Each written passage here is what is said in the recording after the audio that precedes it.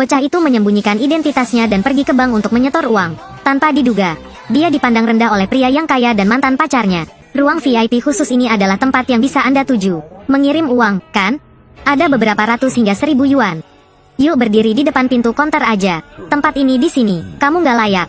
Karena untuk membuktikan bahwa ialah pelanggan VIP, pemuda itu mengeluarkan kartu hitam yang hanya ada satu di dunia. Siapa sangka satpamnya tidak tahu cara melihat barang. Perlakukan itu seperti sampah dan buanglah. Selanjutnya, dia menggunakan tongkat listrik untuk menyetrum bocah tersebut. Sebelum berangkat, mantan pacarnya bahkan meninggalkan bekas air liurnya. Untungnya, si cantik datang tepat waktu. Hanya dengan menggunakan 3 serangan, dia menghajar penjaga itu hingga babak belur. Saat ini, kepala bank datang ke sini. Si cantik itu mengeluarkan kartu hitam untuk dilihatnya sendiri. Direktur hampir pingsan saat melihat kartu itu. Tak disangka, bocah itu adalah anak orang yang terkaya. Ternyata beberapa hari sebelumnya, pria itu masih kerja sebagai kukir dengan gajinya 800.000 yuan. Dia masih harus merawat UTK ibunya. Pacarnya hanya tahu minta uang darinya. Hari itu pacarnya menelepon pria itu. Katanya dia telah menghabiskan seluruh biaya hidupnya. Katakan padanya untuk segera mentransfer 10 juta padanya. Bocah itu tidak punya pilihan selain pergi ke pasar gelap untuk menjual darahnya. Total 1.000 ml darah dibayar 200.000 yuan. Uang telah ditransfer kepada Anda. Kamu menjual terlalu banyak darah. Sesampainya di rumah, ingatlah untuk beristirahat, meningkatkan nutrisi. Menjual darah atau tes darah. Darah ini diambil dari tempat kalian. Orang ini sedang tinggal di mana? Menjual darah itu ilegal. Tidak boleh meninggalkan dokumen apapun. Belum tahu kan? Ya sakit banget. Tahukah Anda berapa nilai uang darah ini? Saya membayar harga tertinggi. Harga tertinggi? Sedikit darah ini setidaknya bernilai 10 juta yuan. Kamu hanya membayar 200.000 yuan. Kau ingin mengusir tuan muda kami? Pukullah.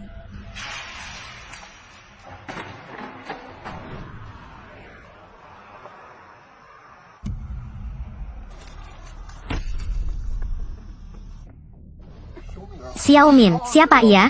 Kamu berteriak apa? Buta kan? Tentu saja aku pacar resminya. Xiao Mei, tolong beritahu saya dengan jelas.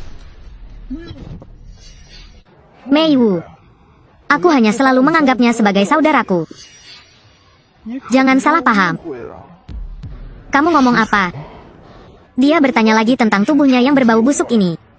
Apakah kamu merasa pantas untukku? Jangan terlalu egois. Saya egois. Ini membuatku menjadi egois lagi. Jika aku egois, bolehkah aku menjual darahku untuk membantunya bersekolah? Bahkan jika itu adalah darah dari tubuh malang dan busuk seperti milikmu, bisa menghasilkan BRP? Uang ini, saya membayar untuk men-men. Makasih Wuhan. Uang ini, saya telah membayar Anda kembali tanpa kehilangan 1 sen pun. Mari kita putuskan hubungan mulai sekarang. Yuk. Xiao Men. Tuan muda, 2 tahun yang berlalu, saya akhirnya menemukannya. Siapa kalian? Tuan muda, Anda adalah pembawa garis keturunan keluarga Mei yang langka. Dibutuhkan ratusan tahun untuk mewujudkannya. Silakan ikuti saya kembali. Omong kosong apa yang kamu bicarakan? Menjauhlah. Iya, Tuan muda. Di mana ini? Bukannya aku tertabrak mobil.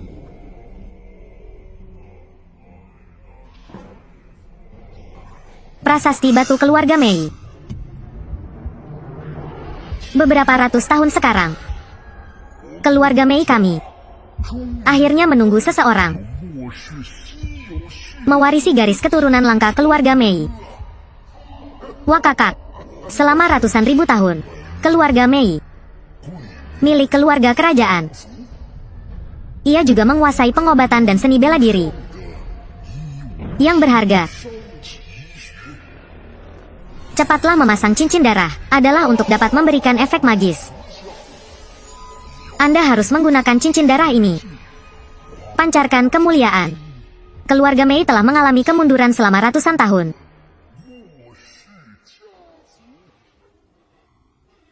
Cao Qinxi, Mei Wu, para guru yang terhormat, dan teman-teman yang si cintai. Selamat malam. Pertunjukan selanjutnya adalah Ayah Siut Demam.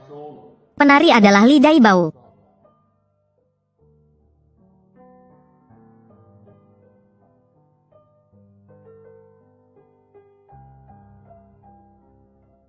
Cao Qinxi. Mei Wu.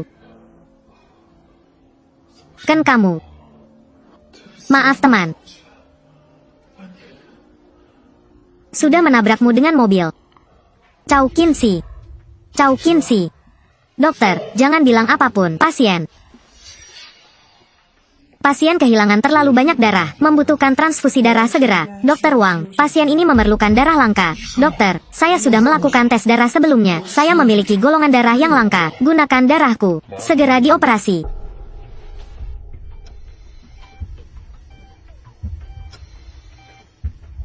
Pasien telah melewati tahap berbahaya. Siapa anggota keluarga? Cepatlah bayar tagihan rumah sakit. Dokter. Keluarganya belum datang. Saya teman sekelasnya.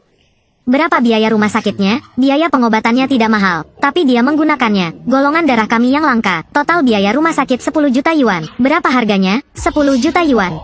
Betul. Salah, baru saja dia menggunakan darahku. Ia tidak menggunakan darah dari rumah sakit kalian. Mungkin Anda salah. Anda menyumbangkan darah Anda ke rumah sakit kami. Ini adalah sumbangan gratis. Tapi pasien ini, darah dari gudang darah kami digunakan. Selain itu, ini adalah golongan darah yang langka. Jadi perlu bayar 10 juta yuan. Kamu serius kan? Saya sangat serius. Tuan muda, sebaiknya istirahat dulu. Tempat ini diberikan kepadaku. Apa yang sedang kamu lakukan? Apa yang sedang kamu lakukan? Berapa harganya sekarang? 1.000. Keluarlah.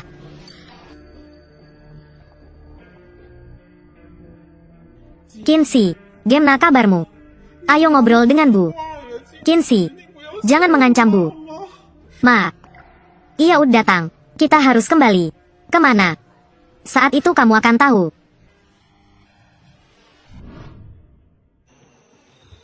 Ini di mana? Tuan muda. Ini adalah villa terakhir keluarga Mei. Rumah kakekku. Saya sudah dewasa dan ini pertama kalinya saya pergi ke rumah kakek saya. Mas. Bu. Apa kabar? Baik-baik aja. Mei Ham. Keluarkan cincin darah keluarga kita. Silakan Mas.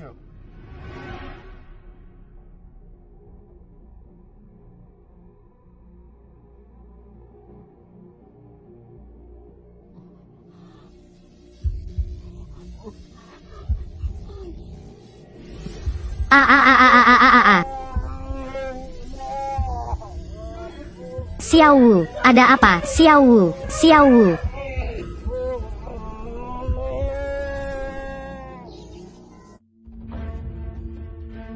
Selamat Mas, menjadi penerus keluarga dari klan kuno Mei. Mungkinkah ini cincin darahnya? Hal itu disebutkan dalam mimpi di rumah sakit. Mas, cincin darahmu telah berubah menjadi merah. Inilah tanda pewaris keluarga Mei.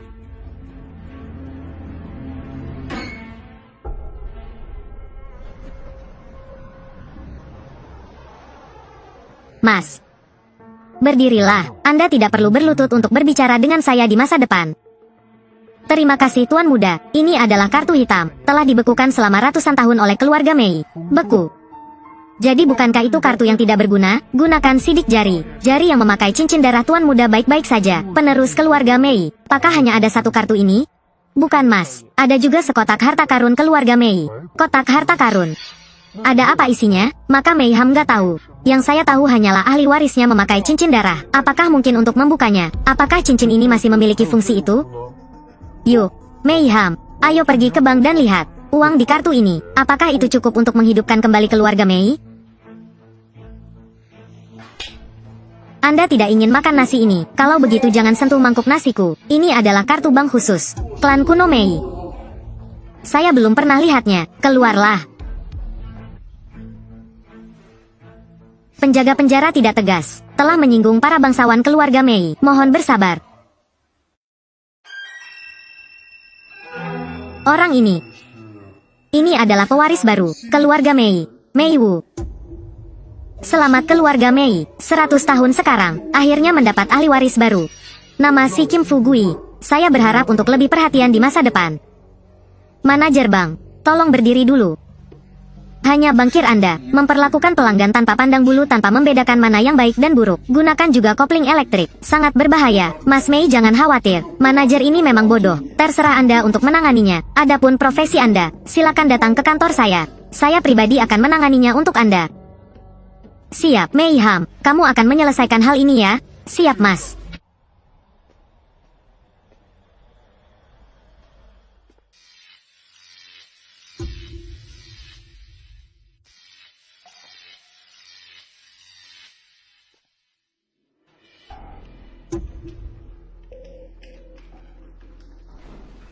Mas Mei, silakan letakkan sidik jari Anda di sini. Properti keluarga Mei selama ratusan tahun akan dibuka segelnya. Saldo di kartu itu 1,5 triliun. Mas Mei, saldo saat ini di kartu bank Anda itu 1,5 triliun. Wah, banyak kok. Keluarga Mei memiliki sejarah ratusan tahun. Maka Bank Qinhua kami juga ikuti selama ratusan tahun itu. Kepala bank. Nanti, masih banyak hal yang mengganggunya. Mas Mei, jangan malu. Jika pemilik keluarga Mei berencana membeli rumah, maka saya sangat akrab dengannya. Lokasi utama di seluruh kota kami. Jika kamu memerlukannya, kalau begitu cari saja aku. Siap, Pak. Yo, Pak Chow. Kepala bank. Pak akan tinggal di sini, ya? Mei Wu. Chow Qinxi, lama tidak bertemu. Teman sekelas lama. Lama. Apa kabarmu? GPP. Kalian. Teman, kan? Betul, kami masih bersama saat SMA. Ialah orang yang mengadakan pesta tahun baru Imlek. Haha, silakan duduk. Yuk, silakan duduk. Memang benar Anda tidak dapat melihatnya. Sekarang dia telah menjadi seorang taipan muda. Jangan ingat lagi, sekarang saya akan mencari manajer bank. Itu untuk mendapatkan pinjaman. Terakhir kali itu datang beberapa kali. Kali ini aku menangkapnya. Maaf.